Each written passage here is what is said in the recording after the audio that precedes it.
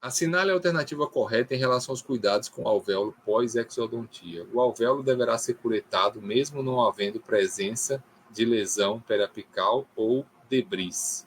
Não, se não tem motivo para curetar o alvéolo, é só manter o coágulo de sangue lá.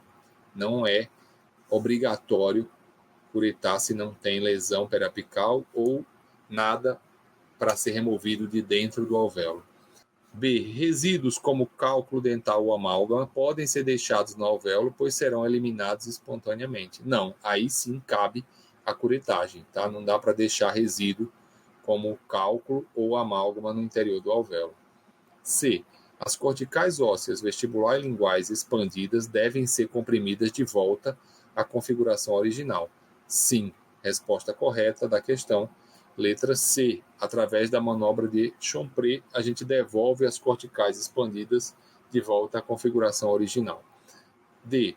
O alvéolo deverá ser curetado vigorosamente, pois propicia cicatrização acelerada. Não, é o inverso, né? Você desorganiza o coágulo, desorganiza as fibras do ligamento periodontal e atrapalha a cicatrização. E. Espículas ósseas, se detectadas, devem permanecer no alvéolo, pois serão reabsorvidas. Também não, têm que ser removidas. Resposta correta, letra C de CD, concurso. Associe a segunda coluna de acordo com a primeira, que relaciona a função do instrumento com o seu nome. Então já fica claro aí para vocês, pessoal que vai fazer a prova de Florianópolis, que a FURB adora uma questão de associa a segunda coluna de acordo com a primeira. Então é ir por eliminação, que acaba sendo mais seguro e tranquilo aí de responder, tá? Então vamos lá. A primeira coluna, nome do instrumento: pinça hemostática, elevador periosteal ou cureta cirúrgica. Função da cureta: remover detrito ou tecido de granulação do campo cirúrgico, certo? Então, 3 em primeiro lugar aí. Então, sobra B ou C. Prender, aí, 3 em primeiro. Aí, prender o tecido ou fragmento de osso. Isso a gente faz com pinça hemostática ou elevador periosteal. Prender alguma coisa, pinça. Então, pinça hemostática. 3, 1, 2. Separar o tecido do dente do osso, elevador periosteal. 3, 1, 2. Letra B de balão. Então vamos à questão. Ela é uma questão, né, sobre selante. Então ela diz o seguinte: é desse ano, de Timbó, e ela diz: com base em informações mais recentes sobre o início e a progressão das lesões cariosas oclusais, tornou-se cada vez mais comum recomendar critérios seletivos para selar as superfícies oclusais, que eu falei para vocês agora. Antigamente selava, né? Nascia dente, todo mundo selava todos os dentes. Hoje não, a gente tem um controle melhor da cárie, a gente tem métodos de remineralização, a gente faz maturação pós-eruptiva, então não é necessário sair selando, ainda mais paciente de baixo risco. Então hoje a gente usa critérios seletivos, é o que diz a questão que eu também falei para vocês. Com base nas propriedades físicas dos materiais empregados e nas informações obtidas a partir de diversos estudos clínicos, é possível estabelecer regras gerais para o uso de selantes. Assinale a afirmativa correta quanto à regra e propriedades importantes observadas para tal regra.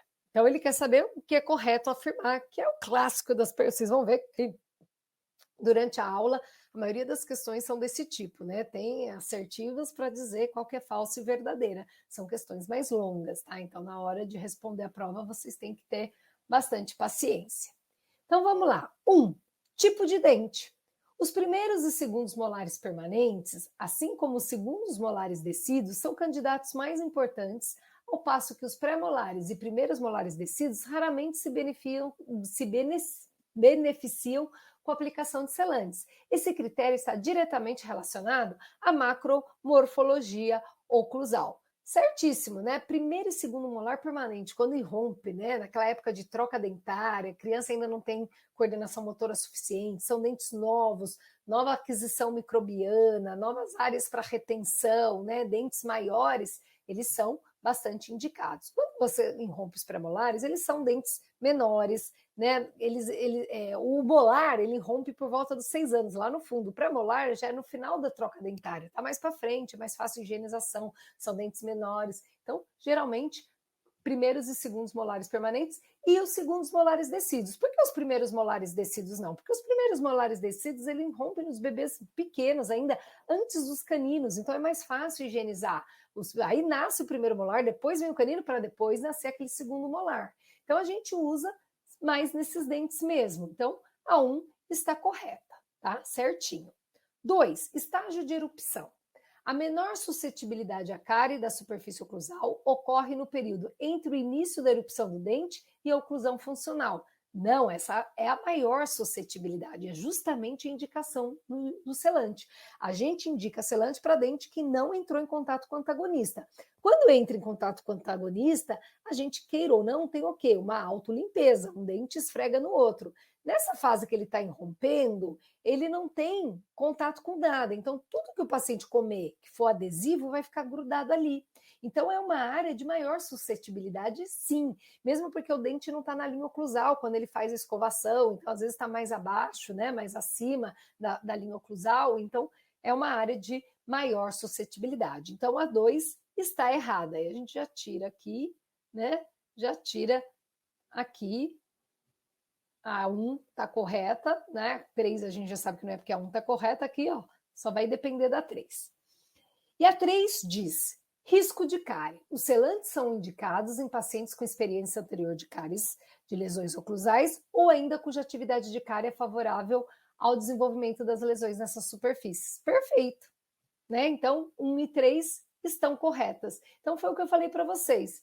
A gente tem dentes específicos para aplicar, quando o dente não entrou em contato com o antagonista e em pacientes com alto risco ou com experiência anterior de cárie. Esses são os pacientes que têm indicação de selante. Então, 1 e 3 estão corretas, a alternativa A. Agora vamos falar da questão 6. É uma questão aí que ficou meio perdida de odontopediatria. É muito raro cair sobre prótese em odontopediatria, mas aqui caiu. Mas também caiu sobre, né, coroinha de aço, que é um assunto que está voltando a aparecer por conta da Hall Technique, por conta da hipomineralização de molar incisivo. Então, acredito que é por isso. Então, vamos ficar atento. Eu nem vou falar muito sobre prótese, porque prótese em odontopediatria é raro cair em banca de concurso, mas vamos falar um pouquinho sobre as coroas de aço. Então, a questão 6. O quadro de destruição dos dentes descidos é frequente em função de cárie e de lesões traumáticas na infância. O planejamento de qualquer recurso protético em odontopediatria não pode ser estático, devendo o profissional considerar o crescimento e desenvolvimento craniofacial da criança, o que exige acompanhamento periódico, observando-se as diversas modificações que ocorrem na cavidade oral. O livro Odontopediatria, do professor Guedes Pinto, qual eu tive a honra de ser aluna, mostra uma opção de tratamento para esses casos, a qual é a confecção de coroas em aço inoxidável. No entanto, tal procedimento apresenta algumas desvantagens. São elas. Então, as coroas de aço, elas foram muito utilizadas antigamente, né?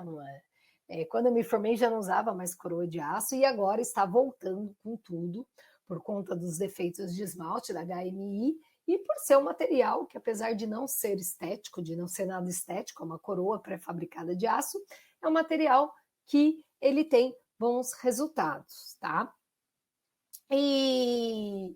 E a gente, quando faz uma prótese na criança, a gente tem que considerar que ela está crescendo, né? A odontopediatria não é uma especialidade fácil, pelo contrário, as pessoas acham que o odontopediatra é só vestir avental colorido, ter brinquedos no consultório, e pelo contrário, é um clínico geral, e eu vou defender sempre a odontopediatria, porque eu sou odontopediatra, filha de odontopediatra, né? Eu tenho o maior orgulho de ser odontopediatra, porque a gente faz todas as especialidades numa criança que ainda não tem entendimento cognitivo do que está acontecendo, que muitas vezes não tem um comportamento satisfatório para o atendimento, porque é criança, porque é bebê, e ainda envolve a ansiedade, né, os desejos, a ajuda daquela família. Então, você trabalha com o núcleo familiar inteiro. Então, é uma especialidade bastante cansativa e bastante técnica e com bastante detalhes. A criança está modificando, aquela boca está em crescimento. Então, é uma especialidade que não é para qualquer um, tá? É uma especialidade bastante difícil. E as coroas estão voltando. Então, a coroa tem vantagem e desvantagem. Então, a questão é isso, ele quer saber quais são as desvantagens, tá? Então, o ponto de contato da coroa de aço é uma desvantagem? Sim, é uma desvantagem. Por quê? Porque ela é pré-fabricada. Então, por mais que a gente pegue o alicatinho para tentar fazer o ponto de contato, nem sempre ele é satisfatório. Então, uma das desvantagens é o ponto de contato. E presta atenção nessa questão, tá? Ele quer saber quais são as desvantagens. Então, o ponto de contato é uma desvantagem? É. A intercuspidação é uma desvantagem? É, porque também ela é pré-fabricada. Então, para ajustar, a gente vai cortando a cervical, para não deixar ponto de contato prematuro. Ponto de contato prematuro na coroa de aço pode levar à alveólise, né, que é a lise, né, a reabsorção do alvéolo dentário. Então, a raiz acaba ficando exposta. Isso não pode acontecer, senão você tem que fazer a exodontia do dente em questão. Então, a intercuspidação, ponto de contato, é uma desvantagem. Você tem que testar bastante, cortando a cervical, avaliar antes da cimentação. Então, é uma desvantagem, tá? Tem que fazer muito bem feito.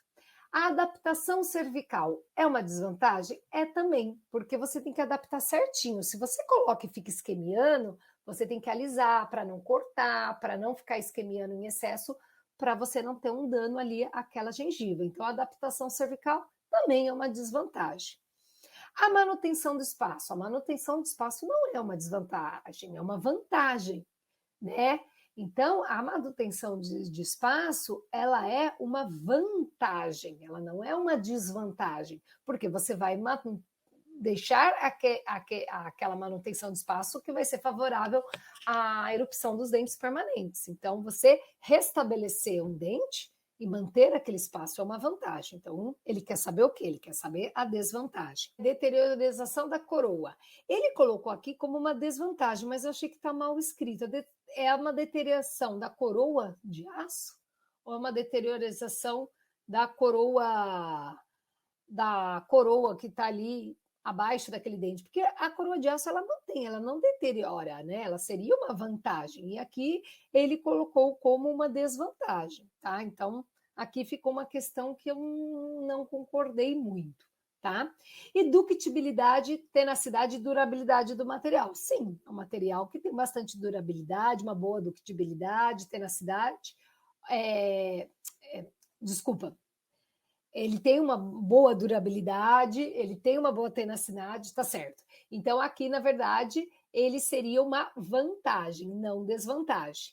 Então, aqui ele colocou como desvantagem o ponto de contato, a intercuspidação, a adaptação cervical e a deteriorização da coroa. Essa 5 ficou estranha, mas não tem nenhuma que seria 1, 2 e 3, e a gente sabe que a 1, 2 e 3 tá certo, então sobraria só a A, que conta 5 também, mas essa até eu fiquei achando estranho, tá? Então, essa seria a resposta, a alternativa A. A banda quer agora que a gente faça uma associação. Atenção que isso aqui é questão do ano também de 2023. Novinha em folha. Então, olha só, galera. Ela quer que a gente pegue esses números, né, e faça associação aqui aos exemplos. A ciência é luz. Quando você diz, você é luz, né? Você é luz. Eu estou fazendo uma comparação aí, né? Só que é uma comparação sem conector. A ideia é você ilumina, né? Você é como luz nas nossas vidas, como luz. Mas como eu não tenho um conector aqui, então a gente vai direto à metáfora, né? Então aqui, ó, metáfora. Acabei de estudar Einstein, é incrível. Aqui a gente já viu isso aqui. Quando eu digo ler o Machado, não é literalmente Machado, e sim a obra dele. Você não está estudando Einstein em pessoa, e sim a obra dele, né? É aquela figura de substituição, parte pelo todo, autor pela obra. Está aqui a minha metonímia, ó, 3-1. E aí, gente, se você perceber aqui, vem com o pai da ciência moderna. E aí, olha só, cadê a antonomásia? antonomásia. Então, assim, cuidado que tua banca está cobrando. É aquilo que eu havia dito. Perífrase, falar com mais palavras, que você poderia falar com menos. E quando for especificamente para nomes próprios, a gente vai usar o quê? A gente vai usar o nome antonomásia, tá certo? Então, aqui, ó, o item 4. E a diferença entre o esclarecimento e a ignorância, às vezes, está na vontade de saber. Gente, esclarecimento, ignorância, informações opostas. É antítese, não é paradoxo, porque a minha frase ela não está uma frase incoerente, né? Não está uma frase sem pé nem cabeça. Então, eu tenho aqui, ó, antítese 2, 3, 1, 4, 2, gabarito. Letra A. Cuidado, tá certo, gente? Por quê? Porque, por exemplo, a metonímia você vê em praticamente toda prova de concurso de qualquer banca. Metáfora você também vê, antítese também. Mas perífrase e antonomásia já não vê tanto. Então, especificamente você que vai fazer aí preparatória de Florianópolis, né? A prova, na verdade, de Florianópolis. E qualquer outra prova cuja banca seja FURB, tem que ir dominando isso aqui, tá certo? Cuidado.